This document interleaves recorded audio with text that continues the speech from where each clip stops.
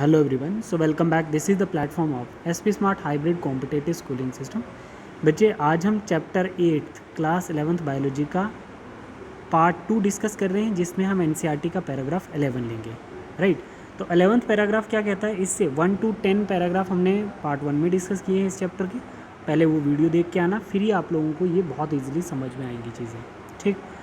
Paragraph 11 में NCERT कहती है कि दिस न्यूक्लियस कंटेन, ये आपके सामने डायग्राम है बेटा, है ना, आपके पास ये डायग्राम है, देख सकते हैं आप लोग, ये डायग्राम है आपके पास। इस न्यूक्लियस के अंदर आपको क्या क्या दिखेगा, क्रोमोसोम और डीएनए दिखेगा। देखिए ये आ गया आपका न्यूक्लियस, ये जो बाहर स्ट्रक्चर है आपको इसका है, ये न्यूक्लियर मेम्ब्रेन का, उसके अंदर ये क्या है, न्यूक्लियोलस है, और उस न्यूक्लियोलस के अंदर एक्स शेप आपको क्या दिख रहा है, क्रोमोसोम, और उसके अंदर डबल स्ट्रैंडेड धागे की अपीयरेंस में वो क्या है, डीएनए है, ठीक है। तो डीएनए और क्रोमोसोम को हम लोग क्या बोलते हैं, क्रोमेटिन, जो न्यूक्लियोलस के अंदर दिखता है, जो स्पेशली न्यूक्लियस में रहता है, ठीक है। तो क्या बता रहा है, this nucleus contain the chromosome which in turn contain the genetic material that is DNA, ठीक है। क्रोमोसोम है, डीएनए है, ठीक है, जिसको हम क्रोमेटिन कहते हैं। Cell that have membrane bonded nuclei are called eukaryotics. अब बता रहा है कि ये सेल के साइटोप्लाज्म में जो न्यूक्लियस होता है, ये मेम्ब्रेन बाउंडेड होता है। कैसा है न्यूक्लियाई, मेम्ब्रेन बाउंडेड, और ये स्पेशली किस में दिखेगा आपको, यूक्रियोटिक सेल में दिखेगा। Whereas cell that lack membrane bounded nucleus are called prokaryotic cell. और जिस सेल्स के बाहर, जिस सेल्स में न्यूक्लियर मेम्ब्रेन नहीं होगी, इट मीन्स न्यूक्लियस एब्सेंट होगा, वेल डिफाइंड न्यूक्लियस एब्सेंट होगा, तो उस सेल को हम प्रोक्रियोटिक सेल कहेंगे। तो यहाँ पे मुझे जहाँ तक समझ आ रहा है कि ये क्या कह रहा है पैराग्राफ, कि आपको सेल के अंदर एक न्यूक्लियस मिलेगा, और उस न्यूक्लियस में क्रोमोसोम और डीएनए होगा, और वही क्रोमोसोम और डीएनए जो है आगे जाके एज ए जेनेटिक मटेरियल कहलाते हैं, ठीक है। बट सेल जो है, उस सेल के अंदर एक मेम्ब्रेन बाउंडेड न्यूक्लियाई है, और उस सेल का नाम है यूक्रियोटिक सेल, जिसके अंदर आपको मेम्ब्रेन बाउंडेड न्यूक्लियाई दिखेगा। बट प्रोक्रियोटिक सेल्स के अंदर आपको मेम्ब्रेन बाउंडेड न्यूक्लियाई नहीं दिखेगा, मतलब वेल डिफाइंड न्यूक्लियस एब्सेंट होता है। तो हमने यहाँ पर सीख लिया है प्रोक्रियोटिक सेल और यूक्रियोटिक सेल के बीच में क्या डिफरेंस है। प्रोक्रियोटिक सेल में न्यूक्लियर मेम्ब्रेन एब्सेंट होगी, और यूक्रियोटिक सेल में न्यूक्लियर मेम्ब्रेन प्रेजेंट होगी, ठीक है बच्चे। तो इसका क्वेश्चन करो ज़रा अब आप लोग, यहाँ पे इसका क्वेश्चन आता है, ये क्वेश्चन है, करेक्ट स्टेटमेंट करना आपने। Nucleus contain chromosome which contain DNA, ठीक है, nucleus contain chromosome which contain DNA, बिल्कुल सही है ये, ठीक है।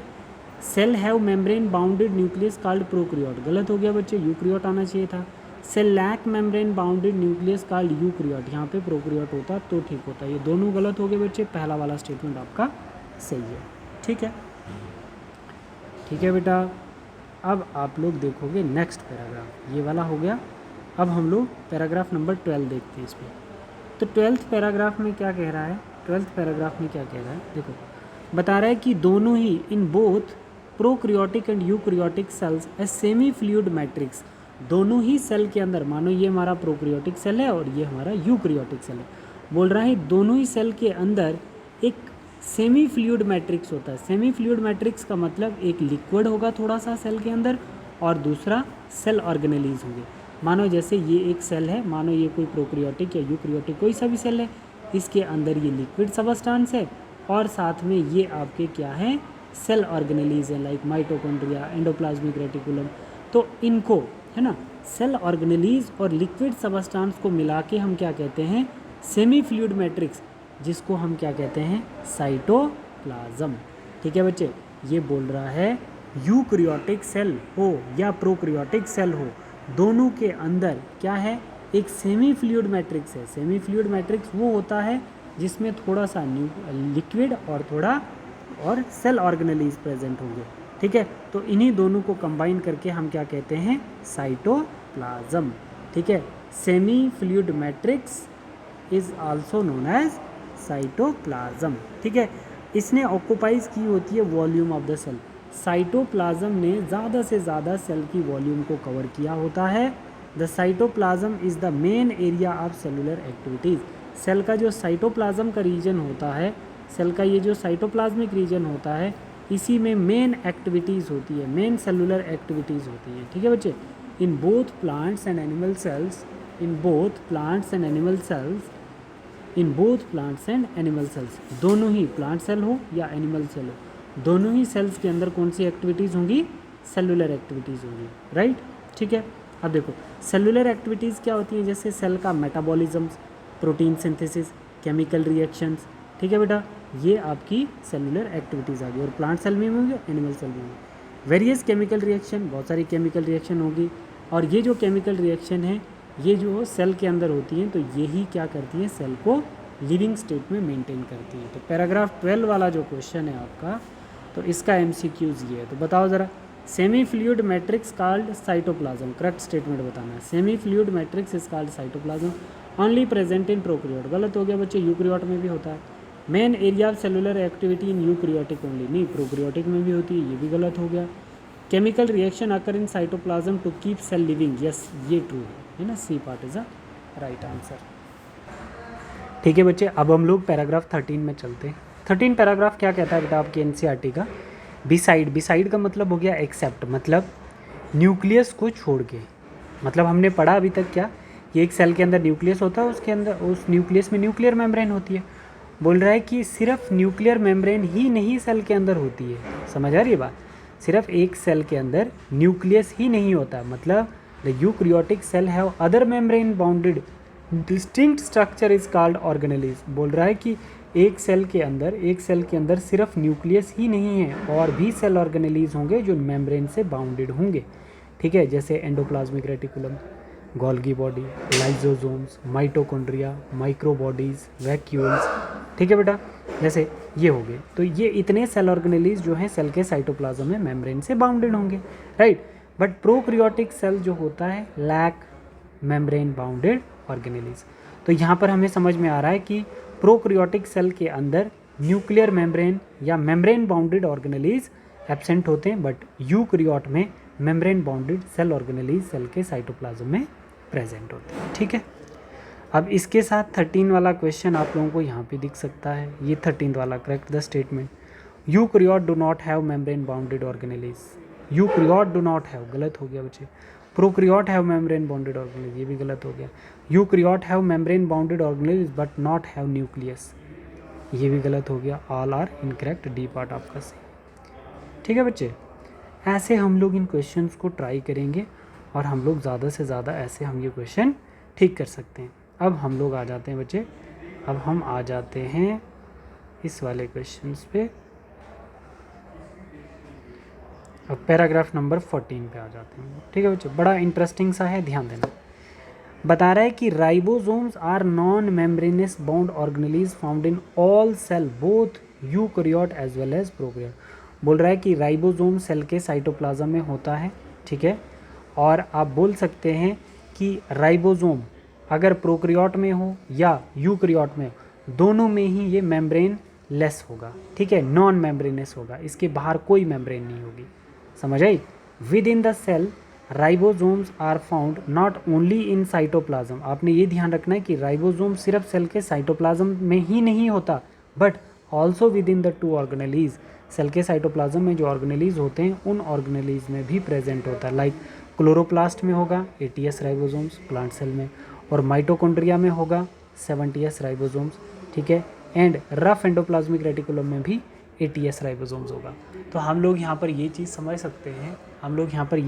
सकते हैं, कि राइबोसोम जो होता है मेम्ब्रेन लेस होता है प्रोकैरियोट में भी और यूकैरियोट में भी, और राइबोसोम सिर्फ सेल के साइटोप्लाज्म में ही नहीं होता है, इवन कि वो सेल के साइटोप्लाज्मिक सेल ऑर्गेनेलिज में भी प्रेजेंट होता है। देखो यहाँ पे जैसे ये आ गया हमारा, ये सेल आ गया, ये आ गया हमारा न्यूक्लियस आ गया, ठीक है बच्चे, तो सेल के साइटोप्लाज्म में 80s, तो इसका मतलब यूकैरियोटिक सेल है। मैंने आपको बताया था कि प्रोकैरियोटिक सेल के अंदर सेल के साइटोप्लाज्म में 70s राइबोसोम होता है, और यूकैरियोटिक सेल के अंदर साइटोप्लाज्म में राइबोसोम 80s होता है। तो अगर 80s राइबोसोम सेल के साइटोप्लाज्म में है तो कौन सा सेल है, यूकैरियोटिक सेल है।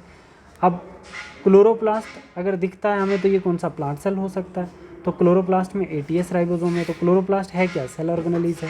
और ये माइटोकॉन्ड्रिया आ गया, तो माइटोकॉन्ड्रिया में 70s राइबोसोम है, ठीक है। इवन कि एंडोप्लाज्मिक रेटिकुलम पे भी 80s राइबोसोम्स आपको देखने को मिलेगा, इसीलिए इसको रफ एंडोप्लाज्मिक रेटिकुलम बोला जाता है।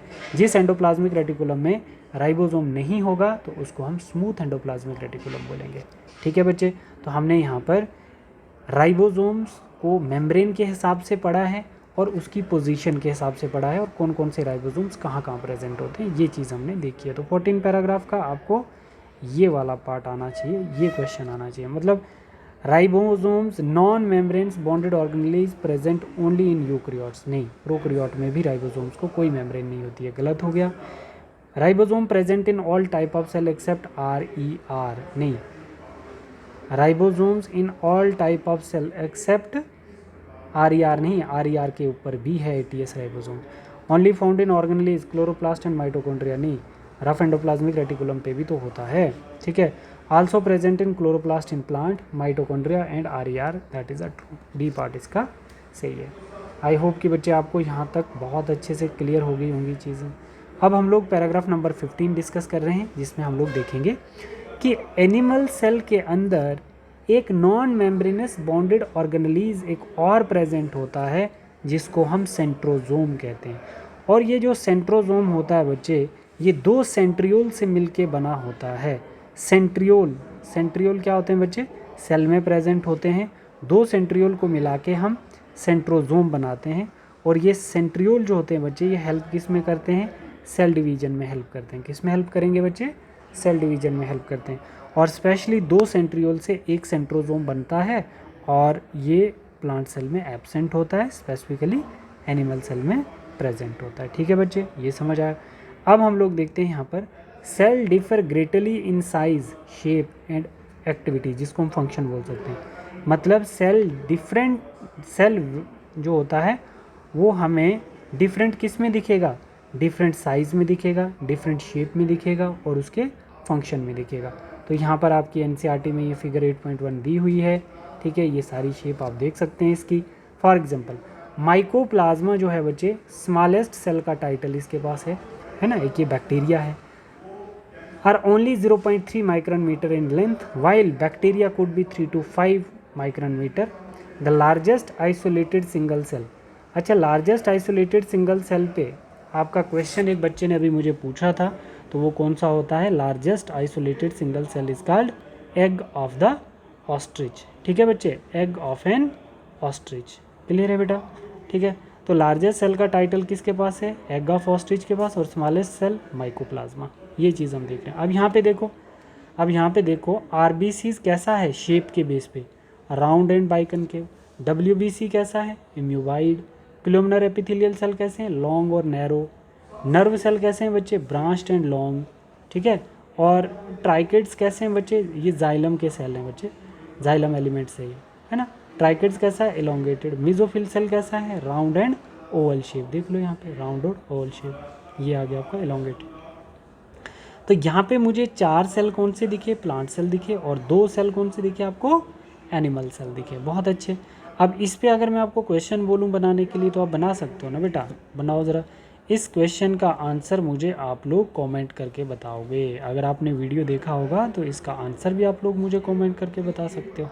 डन। और समझ आई, नहीं आई समझ, आपको क्लियर हो गया, वो भी आप बता सकते हो। ठीक है, कोई चेंज करनी है वो भी आप बता सकते हो, कोई डाउट है वो भी आप बता सकते हो। बट ये आंसर वही करेंगे जिन बच्चों ने वीडियो देखी होगी। डन। देखो, अब देखो, जैसे हमारे पास पैराग्राफ 16 आ गया। पैराग्राफ 16 में हम लोग देख रहे हैं अमंग मल्टी सेलुलर ऑर्गेनिज्म, जैसे human RBCs are about 7 metre in diameter, है ना, 7 micron metre in diameter. Nerve cells are some of the longest cell, nerve cells को हम लॉन्गेस्ट सेल कहते हैं, और एग ऑफ ऑस्ट्रिच को हम लार्जेस्ट सेल कहते हैं। ठीक है, cell also vary greatly in their shape. They may be disc-like, polygonal, columnar, cuboidal, thread-like, even irregular shape. मतलब ये इसकी शेप के बेस पे, सेल के स्ट्रक्चर के बेस पे शेप बताई गई है। ठीक है बेटा।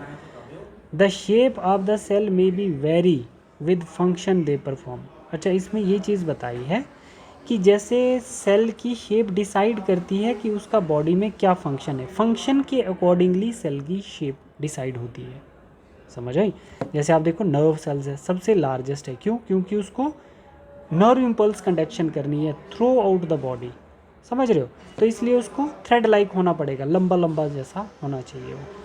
ठीक है बच्चे, तो हमने यहाँ पर देख लिया पैराग्राफ 16 तक। एक और इसका क्वेश्चन है, एक और क्वेश्चन है, करेक्ट स्टेटमेंट करो ज़रा। Among unicellular organism human RBCs 7 micrometre in diameter. ठीक है, नर्व सेल कैसा होगा? स्मॉलेस्ट सेल है या लॉन्गेस्ट सेल है? ठीक है, आप मुझे बताओ। ये भी गलत हो गया, ये भी गलत हो गया।